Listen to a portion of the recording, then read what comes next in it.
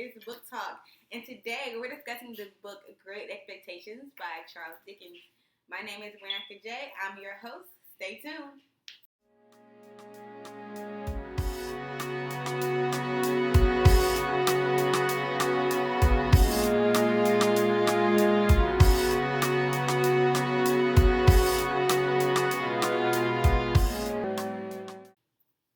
Great Expectations by Charles Dickens is a Bildungsroman novel, which means that it's just a coming of age story.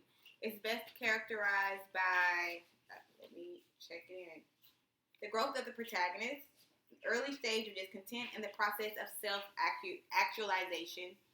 Each of these elements are evident in Great Expectations by Charles Dickens, and it's identifiable as we accompany Pip in his journey to manhood. Charles Dickens' Great Expectations is one of the most familiarized illustrations of the Bildungsroman novel, as modern readers know it today. A first-person narrative, which is generally conceded to be his most careful and most successful attempt at first-person narration, Dickens works primarily with the mental and spiritual experiences of the protagonist. By capturing Pip's inner feelings, Dickens is able to fully capture what defines the genre: Pip's growth, his early feelings of inadequacy and dissatisfaction with his life, and the process in which he comes to attain of standards of ethics and morale. As aforementioned, in order to be considered within the genre of Bildungsroman, the protagonist of the novel, in this case, Pip, must have been introduced to the reader at an early stage of youth and followed through manhood. In this genre of an individual conscience and its enlightenment, the main character moves from innocence through mock sophistication to wisdom. Pip is not a static but a developing character who is molded and remolded by the people and experiences he meets.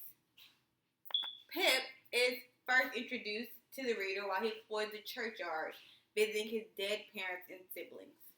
The text reads, "I pointed to where our village lay on the flat inshore among the alder trees and pollards, a mile or more from the church. The man, after looking at me for a moment, turned me upside down and emptied my pockets. There was nothing in them but a piece of bread.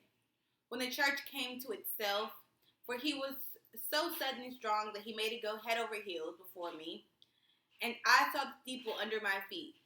When the church came to itself, I say, I was seated on a high tombstone, trembling, while he ate the bread ravenously." This is chapter 1 of Great Expectations. At this time, Pip is no more than age 8 or 7, as he figures with Herbert Pocket later in the novel.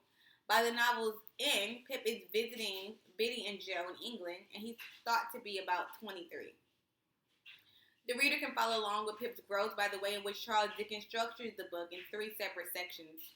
In Great Expectations, the visions correspond exactly to the 3 principal points in Pip's life, in moral or temporal terms. The phases are boyhood, youth, and then finally maturity. In stage 1, we see Pip, innocent and satisfied with his life. Even his displeasures are not yet enough to make him feel discontent, right? He's living with his sister, he's living with Joe, and though it's kind of terrible, he knows nothing different, so therefore he's pretty happy. It is in stage 2 that we see Pip's desires for something greater than his present life.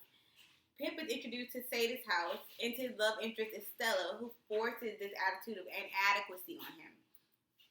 So he doesn't think he's inadequate up until the point that he meets Estella and he visits Sadie's house. Miss Havisham. He calls the knaves jacks, this boy, said Estella with disdain before our first game was out. "And what coarse hands he has, and what thick boots."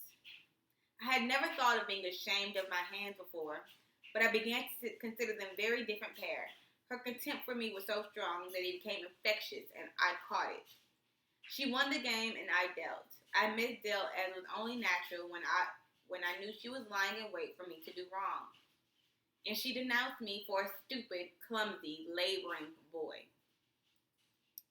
This passage marks the beginning of Pip's feelings of discontent. Pip, who has lived, albeit not very happily, with serenity and modest hopes, is compelled by Estella to look at his existence from an entirely new angle. Playing beggar my neighbor with her, he is called a common laboring boy. His language, his limbs, and his attire all become the objects of her spiteful attacks. As Pip cannot be anything other than a future blacksmith, Estella's ridicule is directed against the state of existence, which is most natural to him. A blacksmith's hands are coarse and black from work. The thickness of his boots is proper in the forge, and his language, as Joe demonstrates, is often capable of sustained dignity. Pip has no reason to be ashamed or intimidated by his spotlight. This spoiled, worthless girl, yet he is. His discontent settles and festers with him for many years. It becomes a sort of desperation for him.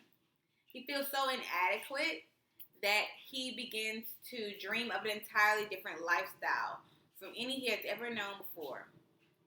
Pip finally confesses to Biddy, who acts as a moral guide to him. The beautiful lady at Miss Havisham's, and she's more beautiful than anybody ever was. And I admire her dreadfully, and I want to be a gentleman on her account. Having made this lunatic confession, I began to throw my torn-up grass into the river, as if I had some thoughts of following it. Do you want to be a gentleman to spite her or to gain her over? Biddy quietly asked me after a pause. I don't know, I moodily answered. Because if it's to spite her, Biddy pursued, I should think, but you know best. They might be better, more independently done by caring nothing for her words, and if it's to gain her over, I should think, but you know best, she was not worth gaining over. Here, the reader, as well as Pip, is fully aware of the discomfort and self-hatred that has manifested within his spirit. This is exact discontent looked for to identify a novel befitting the Bildungsroman genre. The last and possibly most defining feature is that of self-actualization. That is the process in which the protagonist struggles to define himself against any outside pressure of either peers or society in general. Pip is our narrator and the author in his own story, but he is often left without words because others are constantly being the master of his plot. Pip can never be the writer nor the independent hero of his own story. Rather, the novel is structured around the central story of Pip as written by Magwitch, with other stories, also of Pip enticing the central axis. Just as the Magwitch story destroys all Pip's false hopes to decompose itself in the structure of these stories in the novel, it is to be seen as a self-destroying process, an unwriting, a structure that is non-structured, because the stories of Pip are always written by other authors. They collapse by their alienation from the hero. Pip struggles with this throughout the novel. From the beginning, we see him name himself, an act of self-defining, but only because the words have failed him, he is unable to pronounce the name that has been given to him. The name Pip is derived from that of his family's name, Piripso. What ended up happening in the end is, beyond his discomfort for Magwitch, self-actualization takes over, and he chooses to help Magwitch pursue freedom in spite of the fact that the government and all of society has told him not to. The final step to him becoming a self-actualized man and one who is secure in himself, and that is the last building block to make this novel a Bildungsroman novel. Charles Dickens does this very well, and if you have not read the book, I do suggest you read it and stay tuned for other stories about Great Expectations, Charles Dickens, and literature that you love. It's Brianca Jay, and I'm checking out. Thanks for watching.